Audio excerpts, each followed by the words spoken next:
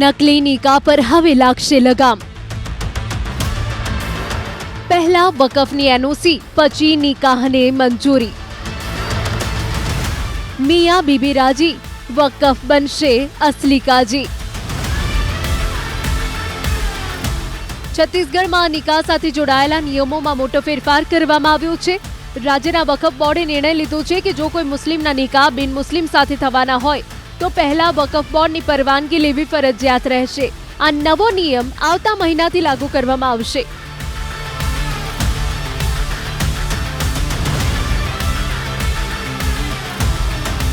कि जो निकाहनामा हो रहा है, निकाह जैसा चल रहा है शरीयत और कुरान शरीफ की रोशनी में वैसा चलते रहेगा। क्योंकि अब समय के अनुसार हिंदी और इंग्लिश बहुत ज़रूरी है। हर मैरिज सर्टिफिकेट बनाना है, आधार कार्ड बनाना है, पासपोर्ट बनाना है, उसके कारण बहुत तकलीफ होती थी और सर्टिफिकेट नहीं बने। अब जो निकाहनामा रहेगा उर्दू अरबी में रहने के बाद भी हिंदी और इंग्लिश में भी होगा। उसके बाद रजिस्टर्ड मौलाना जो रहेंगे हर ज़िले में 15, 20, 25, 40 जितने भी हमारे शहर काजी साहब जिनको जिम्मेदारी देंगे वैसे रजिस्टर्ड मौलाना ही निकाह करा पाएंगे।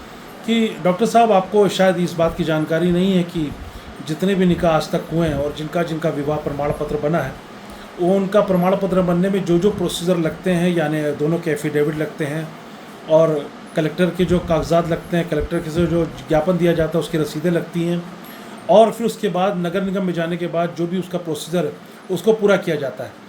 आपकी इस तरह की बयानबाजी से ना निकाह रुकेगा ना उलमा का काम रुकेगा। और रही बात उलमा के रजिस्ट्रेशन कराने की, तो आप उलमा का रजिस्ट्रेशन कराने का कोई भी अधिकार नहीं रखते हैं, क्योंकि आपको इसके पहले ही बता दिया गया कि वक्फ बोर्ड धार्मिक मामलों में हस्तक्षेप नहीं कर सकता। लेकिन आप बार बार हस्तक्षेप करके इस बात का सबूत दे रहे हैं कि आप अपना काम करना नहीं चाहते।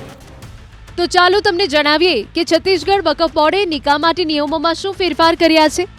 વકફનો નિકાહ પર મોટો નિર્ણય, બિન મુસ્લિમ સાથે નિકાહ પર બોર્ડની મંજૂરી જરૂરી। આવતા મહિનાથી નવો કાયદો અમલી બનશે। ઓળખપત્ર અને સંમતિ પત્રોની ચકાસણી કરવામાં આવશે। જરૂર પડીએ ધર્માંતરણના કાગળો પણ જોવામાં આવશે। નિકાહ પડાવનારા મૌલાનાઓનું રજીસ્ટ્રેશન ફરજિયાત।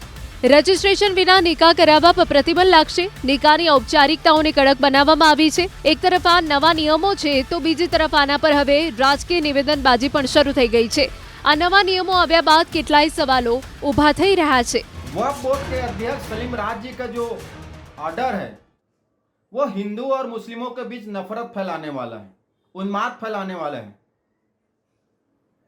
अगर इनके पास कोई ऐसे पुख्ता डाटा है जिसमें हिंदू लड़की की शादी मुस्लिमों के साथ प्रदेश में हुई है, ये डाटा इनको जारी करना चाहिए।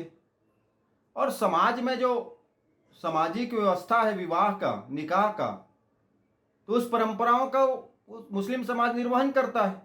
ऐसे में वक्फ बोर्ड का ये आर्डर कहीं ना कहीं सामाजिक जो व्यवस्था उसके खिलाफ है। छत्तीसगढ़ राज्य वक्फ बोर्ड ने जिस प्रकार की विवाह को लेकर नियमावली लाई है, निश्चित तौर पे ये बहुत ही स्वागत योग्य फैसला है।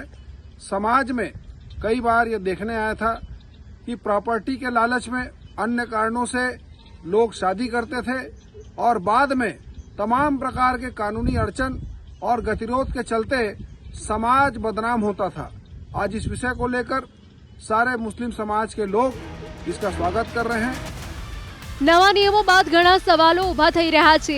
શું નવા નિયમો બાદ ધર્માંતરણ પર લગામ લાગશે? સવાલ એ પણ છે કે શું મુસ્લિમ સમાજને આ નવા નિયમો મંજૂર હશે?